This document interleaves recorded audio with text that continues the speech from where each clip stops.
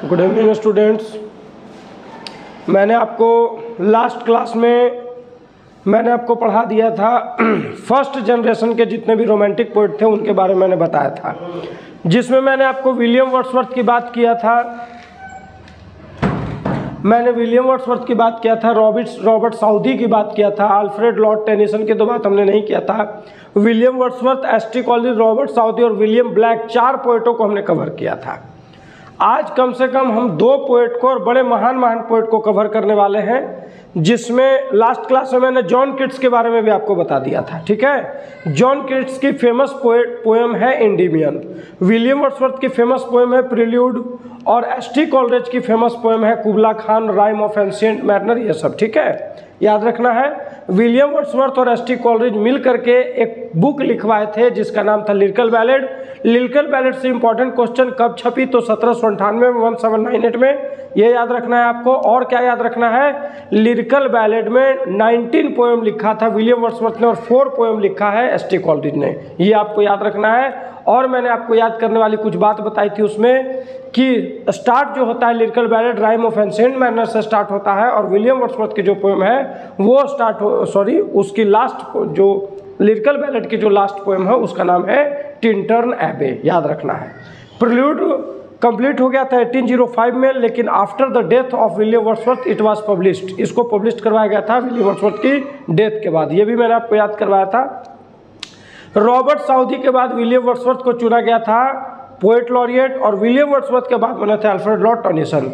ठीक है, इन लोगों को ये रिटर्न टुवर्ड्स नेचर जो ये बात होती है, ये आइडिया कहाँ से मिला था, तो रूसो महाराज से, रूसो से, याद रखना है। जॉन कीट्स बनना चाहते थे, वो पढ़ाई पढ़ रहे थे सर्जन का, ये पॉइंट याद रखना है। और फिर वो एडमुंड स्पेंसर की फेरी क्वीन पढ़ करके अट्रैक्ट हुए थे। ये सारी बातें मैंने आपको बताया था बहुत अच्छा से। एंडीमियन इनकी फेमस है। इसमें एक बड़ा नाम छूट गया था जिसका नाम है पी.बी. शेली। ठीक है, जिनका नाम है पी.बी. शेली। पी.बी. शेली बहुत बड़ा, इनके बारे में मैंने आपको नहीं बताया था, और आज की वीडियो में आपको पी.बी. शेली के बारे में बताऊंगा, और वाल्ट विटमेन के बारे में बताऊंगा, और एक डब्ल्यू.बी. यीट्स के बारे में बताऊंगा। आज भी मैं 3 पोइट को आपको कवर करूंगा, और कल से हम लोग नॉवेल्स पर चले आएंगे। ठीक है, नॉवेल में भी हम लोग चार्ल्स डिकेंस, मैं आपको होमवर्क अभी दे दे रहा हूँ, चार्ल्स डिकेंस, थॉमस हार्डी, इन सभी लोगों को हम लोग बढ़िया से पढ़ेंगे। जॉन सेंट जॉन, जिनका नाम जॉन गेल्सवर्दी है, इन सभी को मैं डिटेल रूप से आपको पढ़ाऊंगा। ठीक है, और अब देखिए लास्ट के 20 to 25 डेज रहे गए हैं, तो जो बड़े बड़े राइटर हैं उन पर एक एक बार डिस्कस हम लोग फिर से कर लेंगे। जैसे विलियम शेक्सपियर को नहीं भूलना है, जॉन मिल्टन को नहीं भूलना है, आपको बेन जॉनसन को, अलेक्जेंडर पोप को, ये जो बड़े बड़े पोइट हैं इनके बारे में फेमस। और दुनिया में कौन पहला नॉवेल था, कौन पहला ट्रेजेडी था, कौन पहला कॉमेडी था, किनको फादर ऑफ इंग्लिश कैसे कहा गया, किनको फादर ऑफ इंग्लिश कॉमेडी कहा गया, ये सारे बात आपको याद रखने होंगे। तो चलिए अब देर न करते हुए आज की क्लास को हम स्टार्ट करते हैं। पी.बी. शेली के बारे में हम लोग जानते हैं, पी.बी. शेली के बारे में हम लोग जानते हैं। देखिए इनके बारे में भी मैंने आपको बताया था, ये सेकंड जनरेशन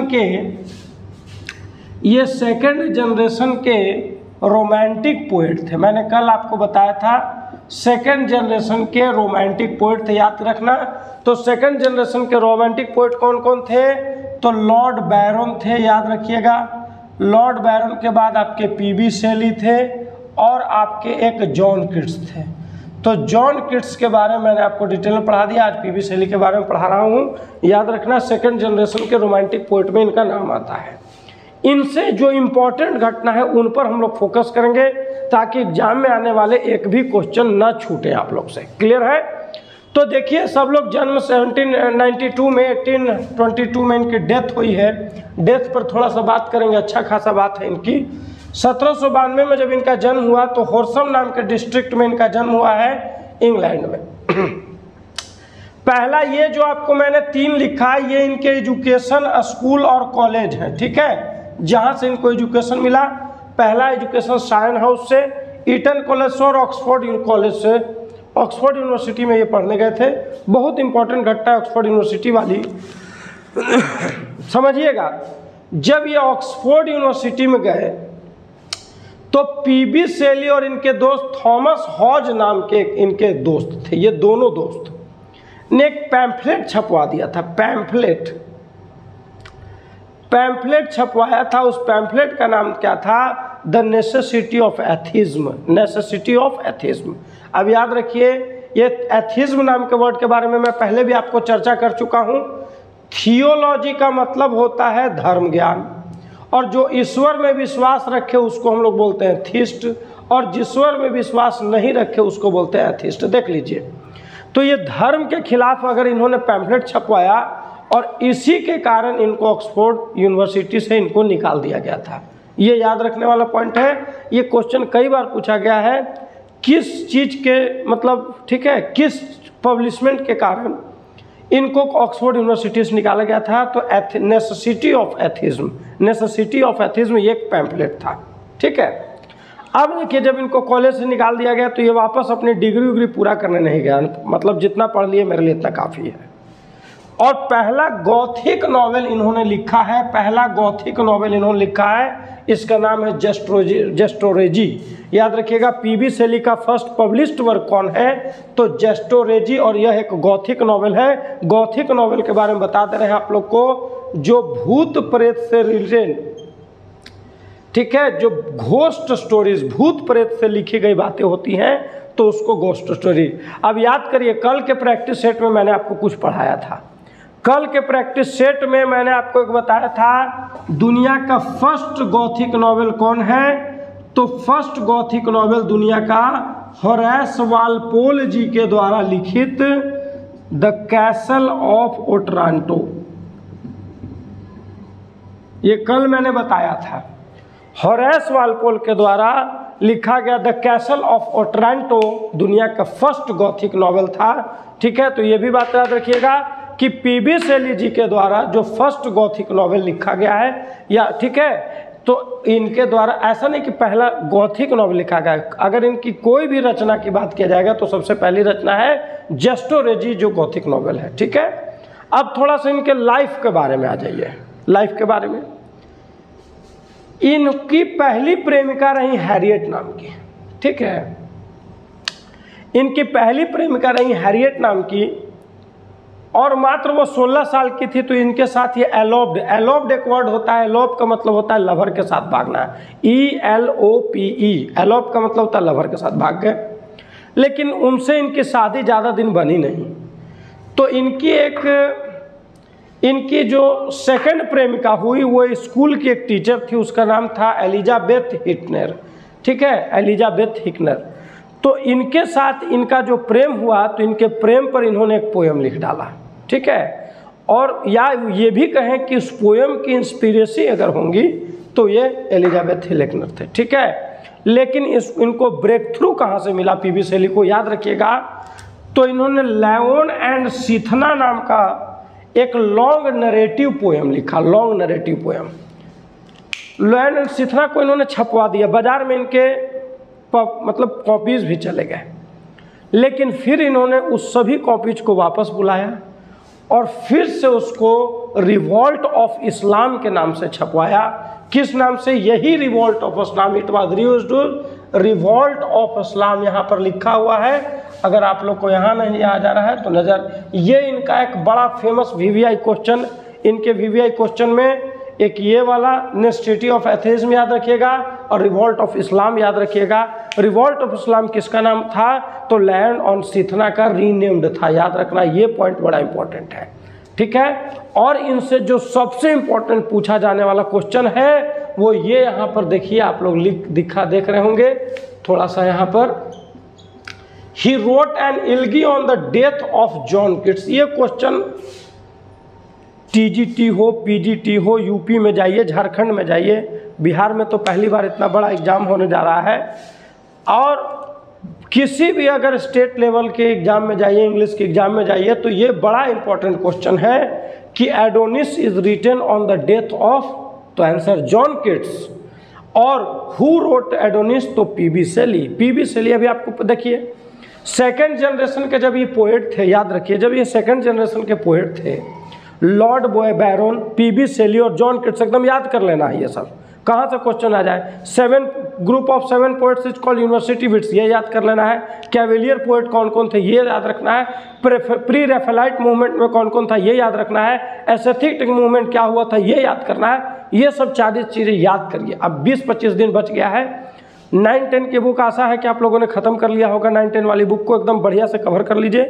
कुछ 11-12 वाली बुक का भी शॉर्ट वीडियो बना के हम चाहेंगे जितना जल्दी उसको कवर करवाएं। और इस तरह के बात आप याद रखिएगा ज़रूर, ठीक है। शेक्सपियर से रिलेटेड बात, किसने शेक्सपियर को बोला, ठीक है। आप स्टार्ट करो तो रॉबर्ट ग्रीन ने बोला, ये सारी बातें याद रखना, ठीक है। फादर ऑफ इंग्लिश एसे, ठीक है। Father of English essay Francis Bacon को किसने कहा। पोएट आखिर एडमंड स्पेंसर को किसने कहा। इस तरह के कॉन्सेप्चुअल क्वेश्चन बना के रखिएगा। मेरे नोट्स में ये सारे चीज़ आपको मिलेंगे, ठीक है। अब आ जाइए पोएट्री इज द एक्सप्रेशन। इनके द्वारा देखिए कुछ महान पॉइंट है। अब इसको मैं साइड कर लेता हूँ, ठीक है, ताकि आपको डिस्टर्बेंस नहीं हो। इधर वाले को मैं मिटा लेता हूँ ताकि आप परेशान न हो।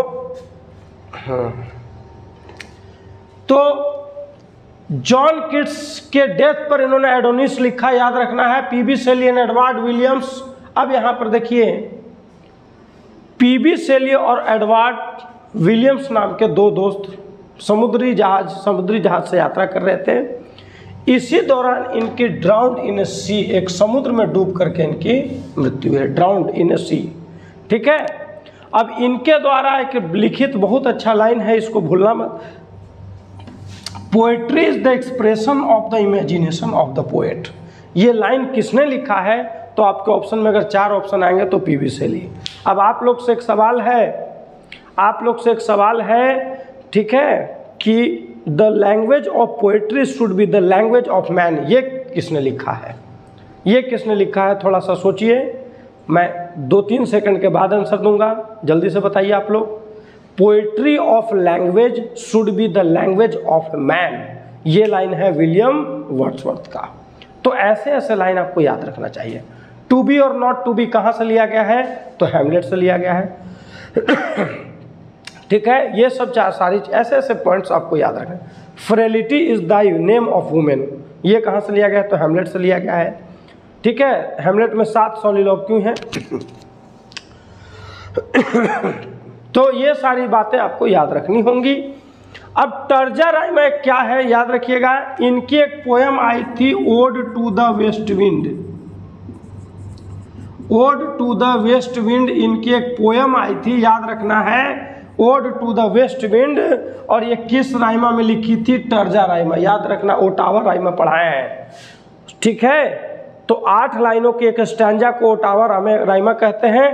टर्बा राइजा में बिल्कुल सही आप सोच रहे हैं कि 3 लाइन के स्टैंजा होते हैं, ठीक है, ये तो आप जानते हैं। लेकिन याद रखिएगा पहला लाइन का तीसरे लाइन से जो राइमिंग स्कीम होगा वो मिलेगा। जैसे यहाँ पर पहला लाइन अगर बिंग आया तो लास्ट लाइन स्टिंग आया, या विंग आया, तो ऐसे को हम लोग क्या बोलते हैं, टर्जा राइमा। ओटावा राइमा में 8 लाइन और टर्जा राइमा में 3 लाइन रहेगा, ठीक है या ठीक है। तो ये सारी बातें अभी हम लोग किसके बारे में जाने, तो ये सारी बातें अभी हम लोग पीबी शेली के बारे में जाने, ठीक है। तो अब हम लोग आ जाएंगे किस पर, तो W.B. येट्स पर, ठीक है।